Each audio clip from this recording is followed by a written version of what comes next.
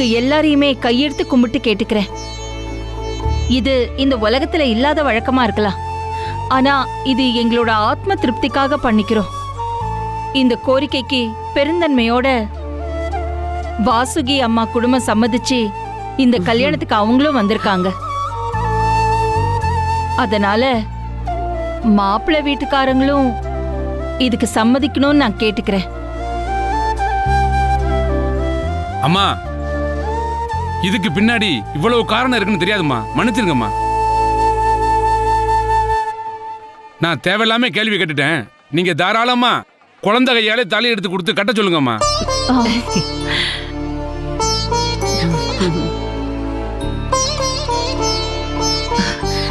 ஷாலினி. ஆமா, வா. இதோ வரேன். வா நிலா.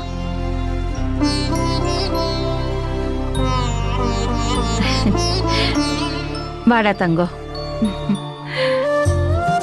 நிலா குட்டி, சாமி கும்பிட்டாச்சா? நல்லா கும்பிட்டேன்.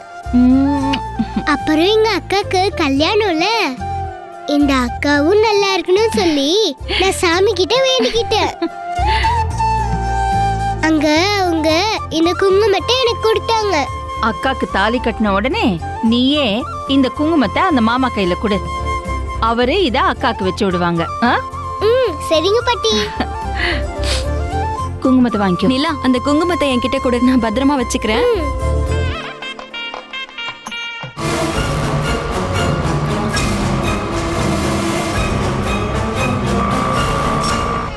நாங்க குழந்தை கையால தாலி எடுத்து கொடுக்க சொல்றத வேற யாருக்காவது ஆட்சேபணம் இருக்கா? இல்லம்மா, எங்களுக்கு எந்த ஆட்சேபனையும் இல்ல. நீங்க தாராளமா பண்ணலாம். ரொம்ப சந்தோஷம், ரொம்ப சந்தோஷம். அம்மா, ஐயா, தாலி எடுத்து கொடுங்க. சரிங்கம்மா. என்னம்மா இது?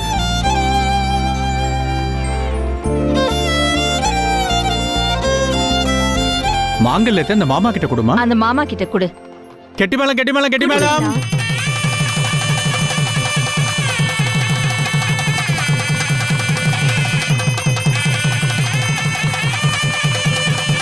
மாப்பிள்ள வாங்கிக்கோங்க.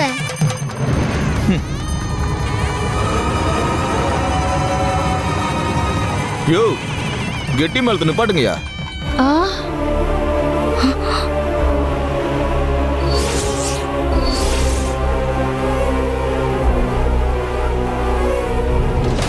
ஐயோ தம்பி, என்னாச்சுப்பா?